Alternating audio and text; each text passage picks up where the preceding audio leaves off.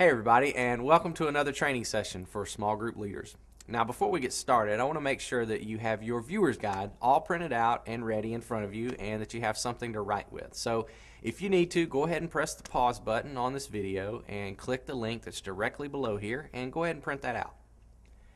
Now as we go through this session, I want you to fill in the blanks and keep that viewer's guide as a resource to help you lead more effectively. Now you also want to have it handy when you discuss it with your team leader the next time you guys have a coaching call together. Well, today we're going to talk about something that honestly most leaders tend to overlook. You know, as leaders, we have to stay focused all the time on the task that's right in front of us. In the case of leading a small group like you do, you're mostly concerned with making sure that everybody shows up, that they have a good experience, that they do their homework, that they participate in discussion, and that they take their next spiritual steps. And all that's great. Those are things that we have to get done. But how much time do we spend thinking about the future? The future of your small group, the future of small groups at CCC as a whole, the future spiritually of the people that are in your group. How about the people who are still unconnected to a group in our church? See, when it comes to all of those things that I just mentioned, the most important thing that we can do is we need to help reproduce more people to lead more small groups, because healthy groups grow and they reproduce. And in the same way, healthy leaders grow and reproduce themselves. And you should make it part of your job to find others who are growing in full devotion to Jesus all around you, who can then turn around and help others do the same by leading a small group. Now, it may sound like a lot to ask, but when it comes down to it, it's actually pretty simple. Let me give you some clear, easy steps to follow that can help you raise up leaders out of your group who will carry the torch, so to speak, of full devotion for others into the future. Here's the first step. Just begin to pray. Ask God on a regular basis, God, show me someone who has the potential to do what I do. And remember, God wants to see this happen more than we do. More leaders means more groups, and more groups mean more chances for people to grow in full devotion. So pray about it. The next step is identify who that person might be. Start watching, start listening for God to answer your prayer. Eventually, God's going to bring the face or the name of someone into your mind. Someone in your group will say or they'll do something during a lesson, and you'll immediately begin to think, this person has the ability to lead.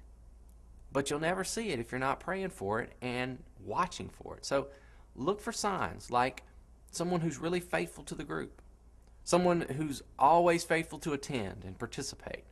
Look for enthusiasm for the group and for the group's mission. Now, it sounds funny, but a lot of times a potential leader could be someone who bothers you the most because they're always wanting to see things happen. They've got ideas about how you ought to get things done. But once God reveals someone to you and you've sort of identified them as a potential leader, you need to spend some time to assess them. And all that means is you just become more intentional about making sure that this really is someone who would be willing and able to lead a group. And all you need to do to assess someone's ability to lead is just give them opportunities to do the things that group leaders do. Just sit down one day and break down your job into specifics, and then just ask this person if they would do one of those things. Ask them to plan something or organize a meeting. Allow them to lead the discussion one time. Maybe ask the questions.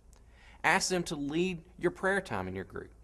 And then just watch, and then evaluate their willingness and then their ability to do it. Then if you're still convinced that you need to go on to the next step, which is to ask them to become your apprentice, then you go ahead and do that. Now this is where a lot of leaders will just wimp out. For some reason, we don't like formality. We don't like making things official. But I'm telling you, this is a very, very important step. You can't call someone your apprentice if they don't know they're your apprentice. I know that sounds obvious. But you need to sit down and over lunch or over coffee, one-on-one, you need to have a conversation with this person. Now here's how you go about it. Around Community Christian, we call this the I see in you conversation, because during this time together, you're going to start off and you're going to tell this person what I see in you. In other words, you just affirm what you saw during the assessment phase. For example, you say something like this. You know what? You're one of the most committed members to our small group. You're always willing to help me lead, and when you do an outstanding job, whatever I ask you to do. Then you need to just tell them that you believe they could eventually become a small group leader and that you would like to spend some time helping them get ready to lead a small group. And then you simply ask, is this something that you'd like to try? Ask them if they would consider becoming your apprentice with the eventual goal of them leading a group all on their own. And then talk about how long both of you want to spend in the training period. Maybe 1 semester is plenty of time, but maybe they'd like to take 2 semesters to do this. Provide them with a copy of your job description so they know everything that group leadership entails. And above all, make the conversation an affirming, positive experience, no matter how it ends up. Now, assuming they say yes, the next step is you need to announce this to the group.